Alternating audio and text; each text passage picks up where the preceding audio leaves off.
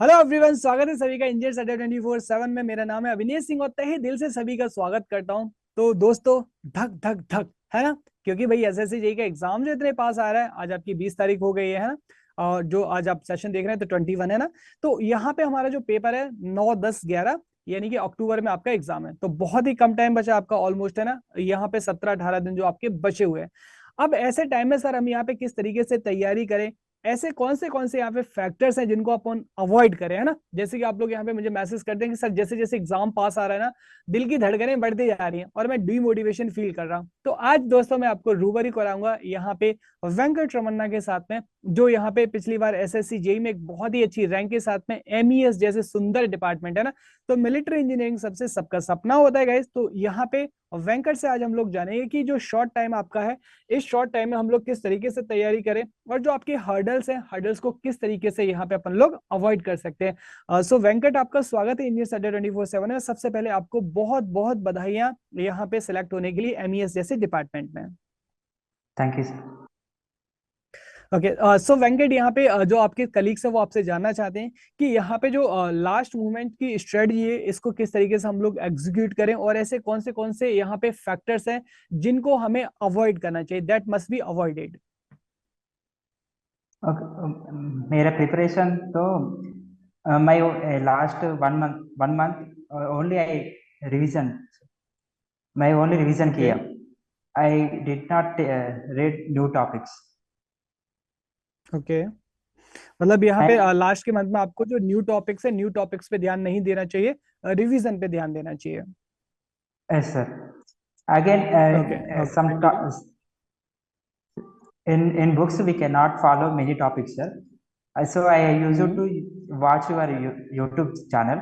In that many new topics which are coming in examinations, I had used to write in a book, and I again revised it many times, sir. It helped me very much. Okay. तो देखिए यहाँ पे एक बहुत ही अच्छा point बताया इन्होंने कि ऐसे बहुत सारे टॉपिक्स होते हैं जिसको कि हम लोग छोड़ते हैं या फिर किसी बुक में नहीं दिए गए होते हैं ना।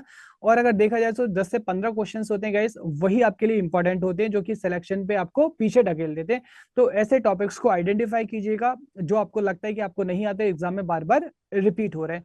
Okay Venkat, I want to know कि how to motivate yourself because this is the time which is coming to the near the exam, so students are getting stuck and they are hesitated and even मतलब उनका जो कहना होता है कि sir हम what we are studying I forget it। जैसे जैसे एग्जाम कम आ रहा है तो पास में आ रहा है, उस पास में एग्जाम जब हमारे पास में आता है तो हमें ऐसा लगता है कि व्हाट वी आर स्टडिंग है ना, जो कुछ भी हमने पढ़ा है उसको हम भूल जा रहे हैं, दे आर फॉरगेटिंग। तो यहाँ पे आप क्या बोलना चाहेंगे अपने कलीग्स के लिए?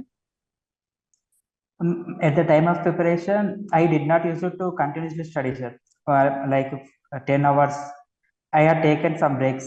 I will study for 1 hour, and I will see some in YouTube videos in which previous year's MCQs will be there, sir. And I use it to play games. It will refresh our mind also, sir. It will be very helpful for our preparation.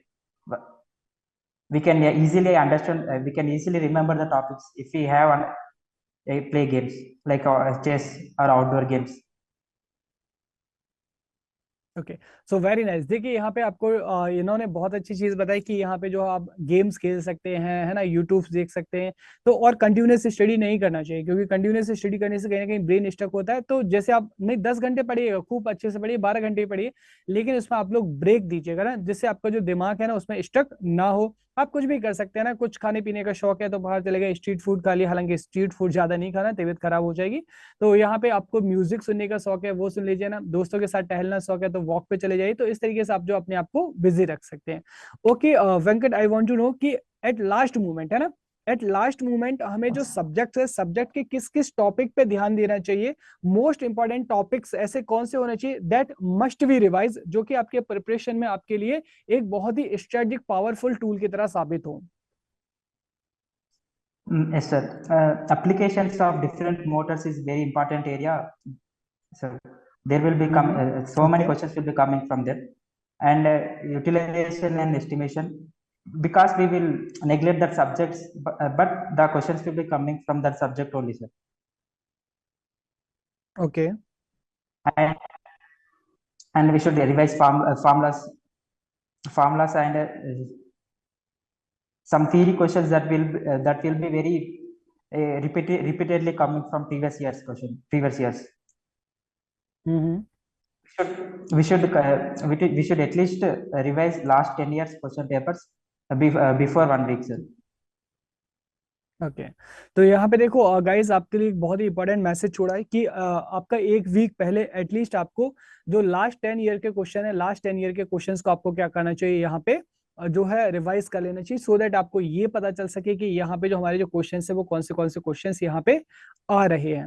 Okay Venkat, यहाँ पे जैसे last time पे अगर हम बात करें students की, so they are get demotivated, उन्हें ऐसा लगता है कि पता नहीं सिलेक्शन होगा, might be I am selected, might may not be I am selected, है ना। तो उन्हें इस तरीके का लगता है कि पता नहीं, दे डोंट नो कि एक्चुअल में होगा क्या।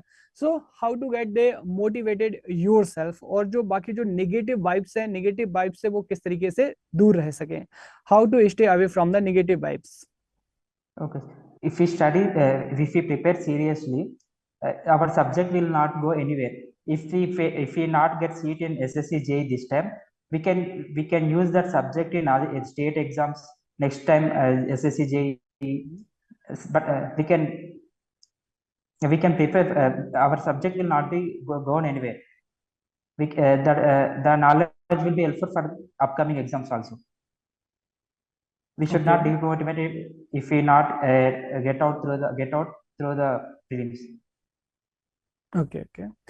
Okay, so finally I want to know, Venkat, ki in a last of 15 days, what is your message for your colleagues they are giving to write exam 2023? क्या आप उनको message देना चाहेंगे? Only 17 days left हैं, तो at last उनको आप क्या यहाँ पे सजेस्ट करना चाहेंगे? आपके जो ओपिनियंस हैं, या फिर जो आपने अपनी ड्यूरिंग द प्रिपरेशन आपने जो कुछ पॉजिटिव पॉइंट और कुछ नेगेटिव पॉइंट्स ऑब्जर्व किए होंगे कि what should be gain and what should be lose, तो यहाँ पे आप उनको बताइएगा, और अपने जो कलीग्स हैं उनके लिए एक कोई मैसेज छोड़िएगा जो यहाँ पे 9 अक्टूबर, 10 अक्टूबर और 11 अक्टूबर को एग्जाम लिखने जा रहे हैं।